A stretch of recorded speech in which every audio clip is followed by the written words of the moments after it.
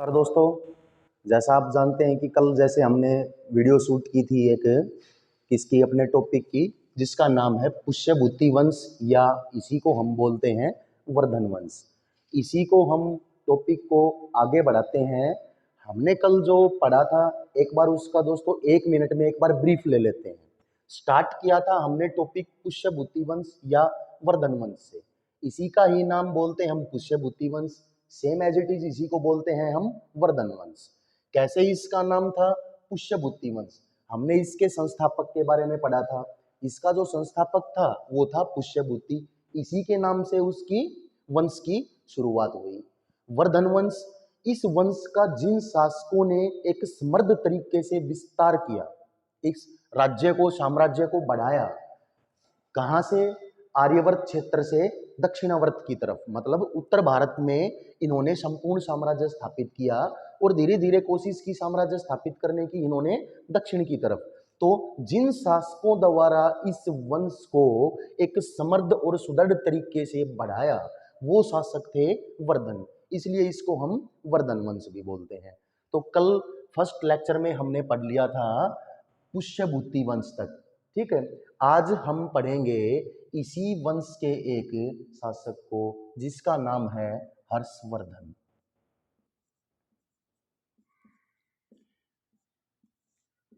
दोस्तों, यही एक इस टॉपिक का ऐसा पार्ट है, ये हर्षवर्धन का पार्ट, जहां से 99.9% कंपटीशन एग्जाम्स में 1 नंबर का एक क्वेश्चन यहां से आता ही आता है। Most important part of this topic Harshvardhan. Harshvardhan कौन था? हर्षवर्धन प्रभाकर वर्धन का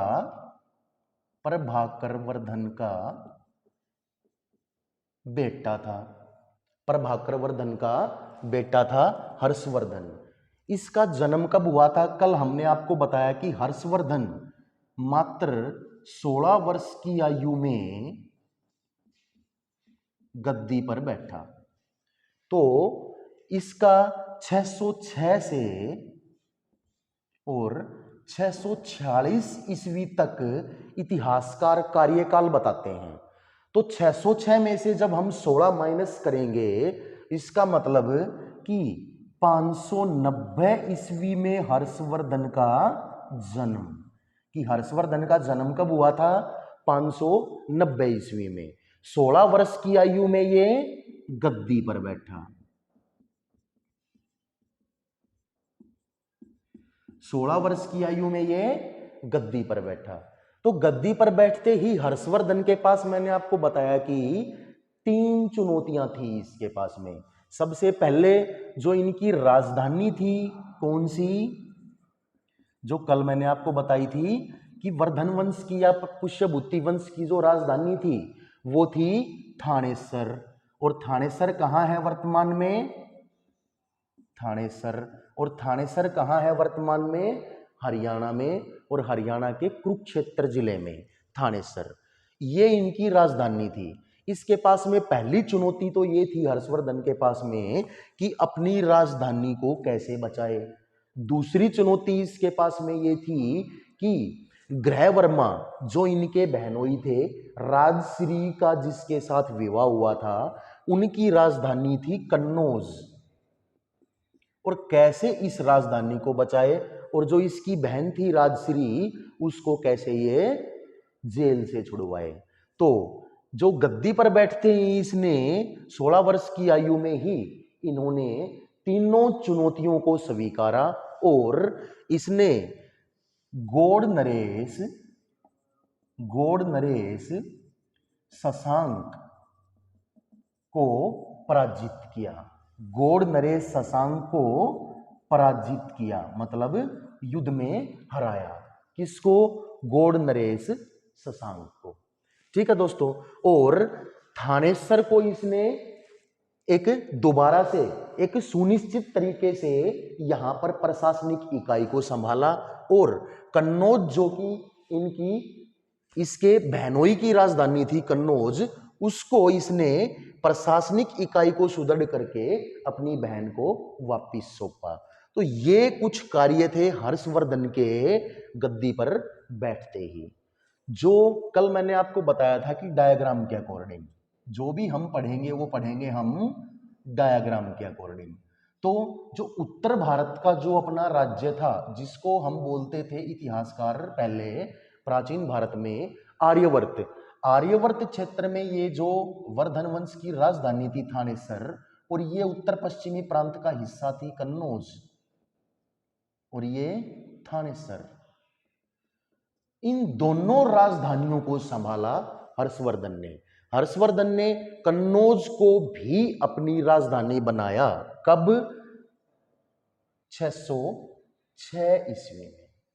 अब जो यहां से क्वेश्चन पूछे जाते हैं, एक क्वेश्चन तो यही कि हर्षवर्धन का कार्यकाल, मोस्ट इंपोर्टेंट क्वेश्चन, हर्षवर्धन का कार्यकाल, टाइम पीरियड। दूसरा इंपोर्टेंट क्वेश्चन, कितने वर्ष की आयु में गद्दी पर बैठा। तीसरा इंपोर्टेंट क्वेश्चन कि कब इसका जन्म हुआ। ठीक है दोस्तों, अब थोड़ा सा बढ़ते हैं आगे कि प्रशासनिक इकाई जो इनकी होती थी वो कैसे होती थी। उस प्रशासनिक इकाई में हम ये देखेंगे कि कौन कौन इसके दरबार में रहता था, कौन कौन इसके दूत थे, कौन कैसे इसका जो ये आर्यवर्त का क्षेत्र था इसने आगे दक्षिणावर्त क्षेत्र में बढ़ाने की कोशिश की। मतलब इसकी प्रशासनिक इकाई एक सुदृढ़ तरीके से थी तभी तो ये बढ़ाने की कोशिश करेगा आगे। तो अब हम देखते हैं कि जो हर्षवर्धन था इसने आगे अपने कामकाज को कैसे संभाला। तो जो इसका हर्षवर्धन का दरबार था, जो उसके हर्षवर्धन के दरबार में एक इसके दरबारी कवि रहते थे। कौन रहते थे दोस्तों? दरबारी कवि। और जो हर्षवर्धन का दरबारी कवि था, कमेंट करके बताएंगे कि कौन था।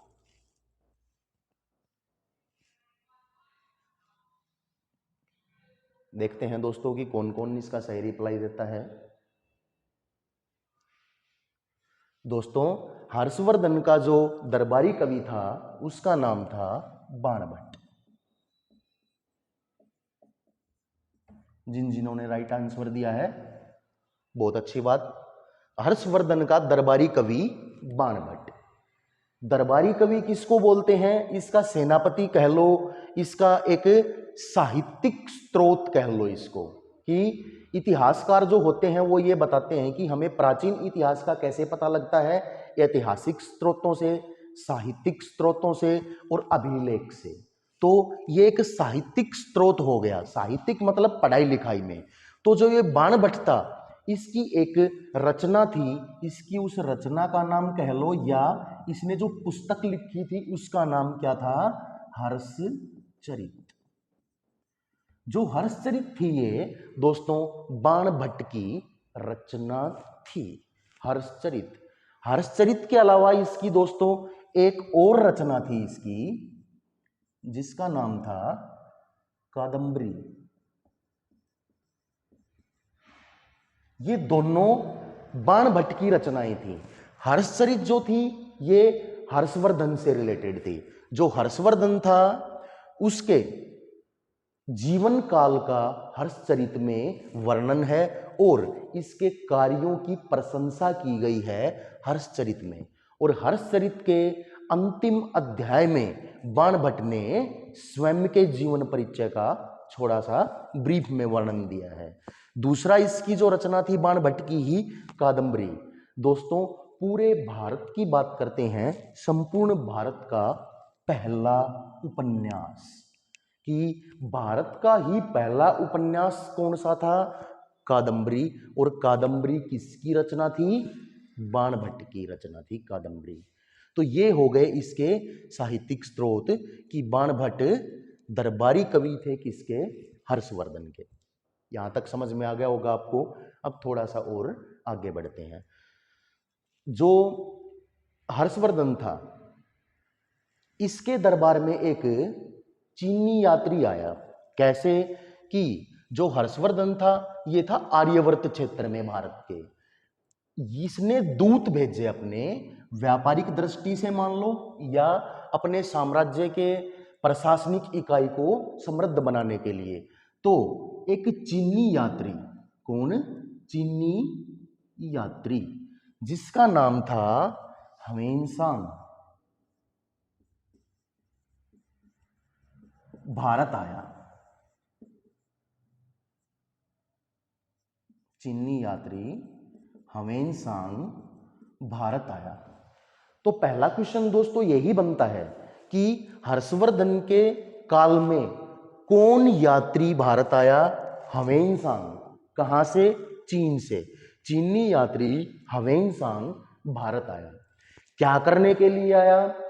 बौद्ध धर्म की शिक्षा ग्रहण करने के लिए। क्या करने के लिए आया? बौद्ध धर्म की शिक्षा ग्रहण करने के लिए। बौद्ध धर्म की शिक्षा ग्रहण करने के लिए ह्वेनसांग भारत आया।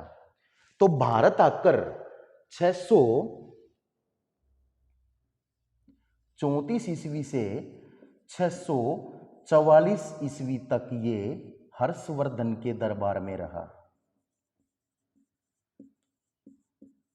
हर्षवर्धन के दरबार में रहा। कौन? ह्वेनसांग।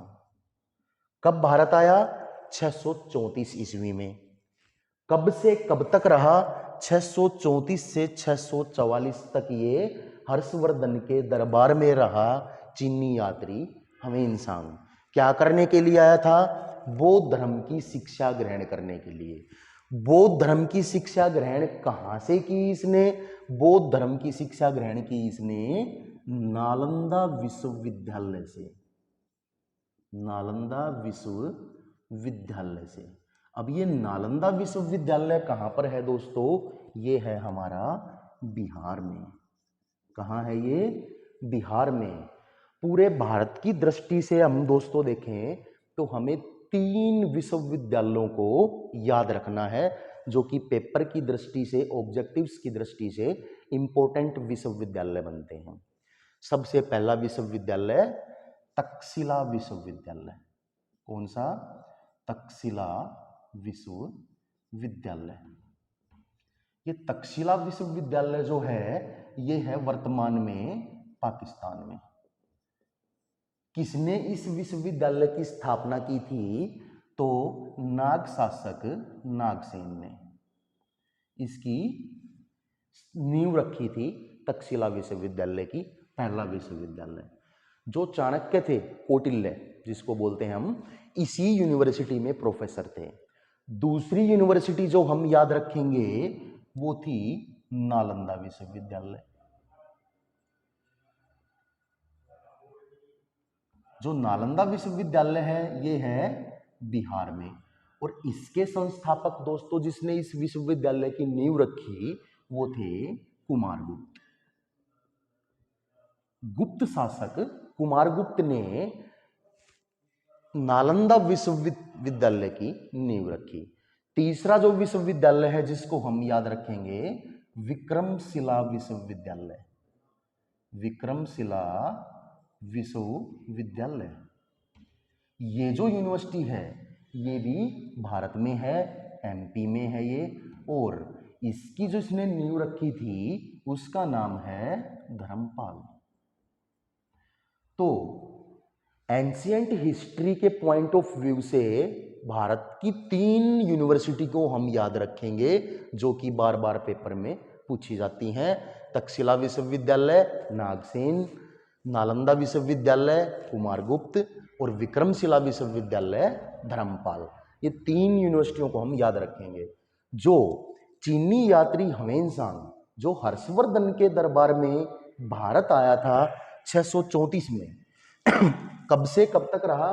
34 से 644 तक। इसने क्या किया? नालंदा विश्वविद्यालय से बौद्ध धर्म की शिक्षा ग्रहण की ह्वेनसांग ने। और इसी के बौद्ध धर्म का जो इसने प्रचार प्रसार किया ह्वेनसांग ने, उसका जो वर्णन मिलता है हमें वो इसकी एक पुस्तक से मिलता है जिसकी जो पुस्तक है वो है सीयू की। ये जो पुस्तक है सीयू की किसकी रचना है? पेपर में पूछा जाता है ह्वेनसांग की। क्या लिखा है इसने सीयू की में? इसने सीयू की में, जिसको पुस्तक का नाम है सीयू की, इसमें हर्षवर्धन के शासनकाल का वर्णन किया है और बौद्ध धर्म की जो शिक्षा ग्रहण की थी इसने नालंदा विश्वविद्यालय से, वो सारा वर्णन इसने अपनी पुस्तक सीयूकी में किया है। ठीक है दोस्तों, जो ह्वेनसांग है इससे एक और क्वेश्चन पूछा जाता है पेपर में कि इतिहासकार ह्वेनसांग को भारत में यात्रियों का राजकुमार कहते हैं। यात्रियों का राजकुमार कि इतिहासकारों ने किस यात्री को यात्रियों के राजकुमार का दर्जा दिया, उपाधि दी। वो यात्रियों के जो राजकुमार थे वो थे ह्वेनसांग, जो कि हर्षवर्धन के दरबार में रहते थे। सीयू की जिसकी पुस्तक थी, दरबारी कवि इसका बाणभट्ट, उसकी पुस्तक हर्षचरित जिसमें हर्षवर्धन की प्रशंसा की गई है और पूरे इसके साम्राज्य का या हर्षवर्धन के जीवन का वर्णन मिलता है हमें कहाँ से, हर्षचरित से। कादंबरी बाणभट्ट की ही रचना, भारत का पहला उपन्यास। अब दोस्तों कि हर्षवर्धन जो था ये भी संस्कृत भाषा का ज्ञानी था। कौन? हर्षवर्धन। तो इसकी भी अपनी कुछ रचनाएं थी हर्षवर्धन की। हर्षवर्धन की प्रियदर्शिका, रत्नावली और नागानंद, ये तीनों रचनाएं हर्षवर्धन की थी। तीनों संस्कृत भाषा की थी। किस भाषा में थी तीनों? संस्कृत भाषा में। इतिहासकार ऐसा बताते हैं कि जो तीनों रचनाएं थी प्रियदर्शिका, रत्नावली और नागानंद, इसका हर्षवर्धन ने अपना नाम दिया था। क्यों? क्योंकि संस्कृत भाषा का ज्ञानी था हर्षवर्धन और इन तीनों एक नाटक के रूप में थे। इन तीनों नाटकों को खरीदा हर्षवर्धन ने और इन तीनों को अपना नाम दिया। तो एग्जाम में जो क्वेश्चन आता है उसमें राइट आंसर दोस्तों इसका हर्षवर्धन ही रहता है कि हर्षवर्धन की अपनी रचनाएं, हर्षवर्धन की अपनी पुस्तकें प्रियदर्शिका, रत्नावली और नागानंद, इन तीनों के रचयिता कौन थे? हर्षवर्धन। पुस्तक एक बार फिर बताता हूं इस टॉपिक से, ह्वेनसांग सीयू की पुस्तक, बाणभट्ट हर्षचरित और कादंबरी, प्रियदर्शिका, रत्नावली और नागानंद, तीनों संस्कृत भाषा में और तीनों हर्षवर्धन की। अब दोस्तों थोड़ा सा और आगे बढ़ते हैं, हम इस टॉपिक को आगे बढ़ाते हैं। स्क्रीनशॉट ले लीजिए एक बार इसका। ठीक है दोस्तों, जो हर्षवर्धन था ये अपने जीवन काल में दोस्तों एक युद्ध लड़ा दक्षिणावर्त में अपने राज्य का विस्तार करने के लिए। किसमें? दक्षिणावर्त में, मतलब दोस्तों दक्षिण भारत में अपने राज्य का विस्तार करने के लिए हर्षवर्धन ने एक युद्ध लड़ना पड़ा। कब? 644 ईस्वी में। कब दोस्तों? 644 ईस्वी में। देखिए दोस्तों, हर्षवर्धन जो था इसने अपने राज्य का विस्तार किया आर्यवर्त क्षेत्र में, उत्तर भारत के क्षेत्र में। इसने अपने साम्राज्य को दक्षिण भारत की तरफ बढ़ाने की सोची। किसने? हर्षवर्धन ने। जो हर्षवर्धन ने दक्षिण भारत में अपने साम्राज्य को बढ़ाने की सोची, तो यहां पर जो छोटे छोटे राजवंश थे, यहां पर जो छोटे छोटे राजवंश थे दक्षिण भारत की तरफ, अब इनके पास में ये चुनौती थी कि ये स्वयं को हर्षवर्धन के सामने घुटने टेक दें, इनके सामंत बन जाएं, या इसके खिलाफ युद्ध लड़ें और इसकी चुनौती को स्वीकारा जाए। तो 644 ईस्वी में हर्षवर्धन का दक्षिणावर्त में, कहां पर? दक्षिणावर्त में एक युद्ध होता है, मतलब दक्षिण भारत में नर्मदा नदी के तट पर। कहां पर? नर्मदा नदी के तट पर। कब? 644 ईस्वी में। किस किस के बीच? हर्षवर्धन और पुलकेशियन द्वितीय के बीच नर्मदा नदी के तट पर 644 ईस्वी में हर्षवर्धन का सामना होता है पुलकेशियन द्वितीय से नर्मदा नदी के तट पर, और जिस युद्ध में हर्षवर्धन को हार का सामना करना पड़ा। हर्षवर्धन इस युद्ध में हार गया। इस युद्ध की जानकारी हमें कहां से मिलती है? मैंने पहले भी बताया था दोस्तों आपको कि ऐतिहासिक दृष्टि से जो प्राचीन इतिहास की जानकारी मिलती है हमें, वो मिलती है साहित्यिक स्रोतों से या अभिलेखों से। तो इसका एक अभिलेख था, जिस अभिलेख से हमें जानकारी मिली कि हर्षवर्धन 644 ईस्वी में नर्मदा नदी के तट पर पुलकेशियन द्वितीय के साथ में युद्ध हार गया। इस अभिलेख का नाम था ऐहोल अभिलेख। ऐहोल कहां से मिला ये हमें? ये मिला हमें गुजरात के किन्नौर गांव से। गुजरात के किन्नौर गांव से जो अभिलेख था ऐहोल, किसकी रचना थी? कीर्तिवर्मन की रचना थी ऐहोल। और जो पुलकेशियन द्वितीय था दोस्तों, ये कौन था? दक्षिणावर्त में दक्षिण भारत के प्रमुख राजवंशों में से चालुक्य वंश के, किस वंश के? चालुक्य वंश के एक शासक थे पुलकेशियन द्वितीय, या उस चालुक्य वंश की जिस शाखा से ये बिलोंग करते थे उस शाखा को बोलते थे वातापी के चालुक्य। वहां से बिलोंग करते थे पुलकेशिन द्वितीय। इसने सामना किया हर्षवर्धन का। लास्ट पॉइंट दोस्तों, जो हर्षवर्धन था इस युद्ध में हार के बाद में इसने अपना जो भी कुछ राजकाज था वो सभी प्रयागराज नामक स्थान पर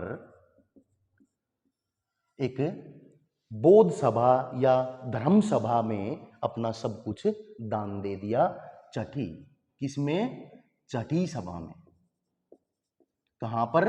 यूपी के प्रयागराज नामक स्थान पर अपना सब कुछ त्याग दे दिया और सन्यासी बन गया।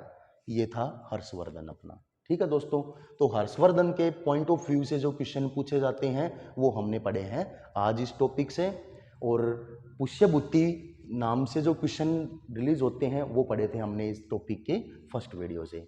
आपका जो एक टॉपिक है दोस्तों वो कंप्लीट हो चुका है। नेक्स्ट वीडियो जल्दी आपके सामने अपलोड कर दी जाएगी। धन्यवाद राज डिफेंस एकेडमी में अपना समय देने के लिए। और अगर वीडियो अच्छा लगा आपको, लाइक करें, शेयर करें, कमेंट करें। Thank you.